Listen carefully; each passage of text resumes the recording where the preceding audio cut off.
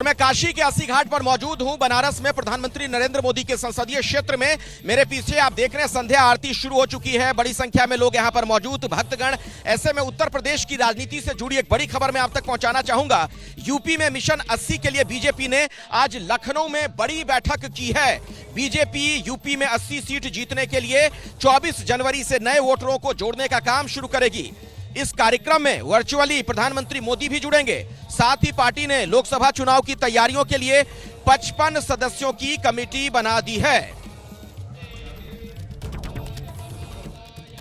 और उधर समाजवादी पार्टी के प्रमुख अखिलेश यादव का एक बड़ा बयान आया है। उन्होंने कहा कि इंडिया गठबंधन में सीट बंटवारे का जो काम है, बातचीत सही दिशा में चल रही है।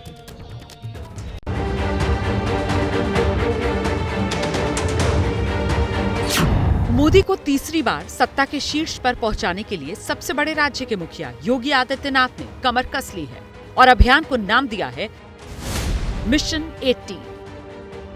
लखनऊ में आज बीजेपी के तमाम दिग्गज एक साथ एक मंच पर नजर आए।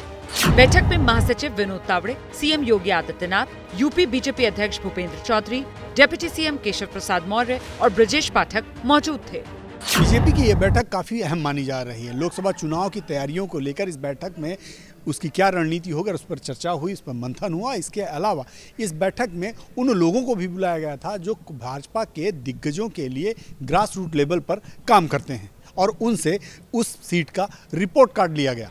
कहते हैं जिसने यूपी जीत लिया उसने दिल्ली का ताज हासिल कर लिया। 2014 लोकसभा चुनाव में बीजेपी गठबंधन ने 73 सीट हासिल की थी। 2019 में 64 सीटों पर जीत मिली थी। सीटें कम हुई, लेकिन 2019 लोकसभा चुनाव में एसपी-बीएसपी का वो गठबंधन एक साथ था जिसे यूपी की सियासत में जातीय गणित के हिसाब से सबसे बड़ा गठबंधन माना जाता है। लेकिन बीजेपी ने वोट फीसद में ऐसा खेल किया कि गठबंधन के सारे अरमान फेल हो गए। 2014 में बीजेपी को 42.63% वोट मिले थे, जबकि 2019 में उसके खाते में 49.56% वोट आए। बीजेपी ने इस बार अपने वोट प्रतिशत को 50% से आगे बढ़ाने का अपना टारगेट बनाया है और इसके लिए उसने जी जान से मेहनत शुरू कर दी है। बीजेपी की नजर नए वोटर्स पर है। इसके लिए बीजेपी अभियान चलाने वाली है। 24 जनवरी को यूपी के सभी विधानसभा क्षेत्रों में नव मतदाता सम्मेलन करेगी। इस कार्यक्रम में पीएम मोदी वर्चुअली जुड़ेंगे। इतना ही नहीं, लोकसभा चुनाव की तैयारी के लिए बीजेपी ने 55 सदस्यीय रणनीति कमेटी का गठन किया है। यूपी के वाराणसी से सांसद प्रधानमंत्री नरेंद्र मोदी का चेहरा और 10 साल के काम के साथ बीजेपी जनता के बीच जाने वाली है। फरवरी माह में माननीय प्रधानमंत्री जी के कुछ कार्यक्रम निश्चित किए गए हैं। अभी तिथि स्थान नहीं आए हैं।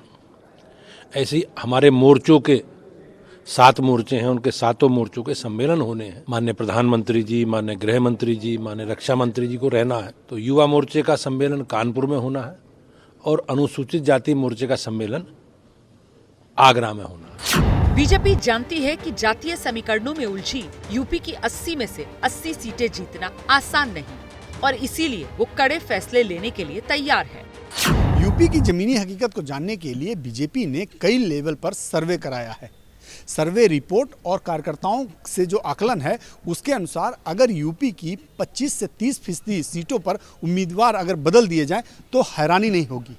यही नहीं, एक लोकसभा की हकीकत को जानने के लिए भाजपा ने दूसरी लोकसभा सीटों से कार्यकर्ताओं को उतार दिया है, जिन्हें प्रवासी कहा जाता है, और उनकी रिपोर्ट भी भाजपा अहम मान रही है। बीजेपी की तैयारी पूरी है। दूसरी तरफ विपक्ष है, जहां सीटों को लेकर ऐसी उलझन है कि कोई नहीं जानता कौन किसके साथ लड़ेगा, कितनी सीटों पर लड़ेगा। यूपी में विपक्ष के सबसे बड़े चेहरे अखिलेश यादव को उम्मीद है कि जल्द सब कुछ साफ होने वाला है। मुझे उम्मीद है कि जो गठबंधन की बातचीत हो रही है वो अच्छे माहौल में बातचीत हो रही है और उसका बहुत जल्दी आपको पता लग जाएगा। यूपी की सियासी लड़ाई रोचक होने वाली है। 2014 से यूपी में हुए हर चुनाव में विजयी पताका फहराने वाली बीजेपी जीत का अब नया रिकॉर्ड बनाना चाहती है। देखना होगा 2024 में विपक्ष चौंकाता है या बीजेपी अपने प्रदर्शन को और भी शानदार बनाती है। जैसे ही घड़ी का काटा दोपहर 2:30 पे आए, बबीता जी का दिल सास बहू साजिश के लिए मचल जाए। और ये है इनकी बहू। पूरे दिन ऑफिस की टेंशन हो जाए गॉन जब ये करें अपना फेवरेट शो फ्री टाइम पे ऑन। इनकी तरह आप भी देखिए अपना फेवरेट शो अपने टाइम पर और डाउनलोड कीजिए एबीपी लाइव ऐप अपने स्मार्ट टीवी पर।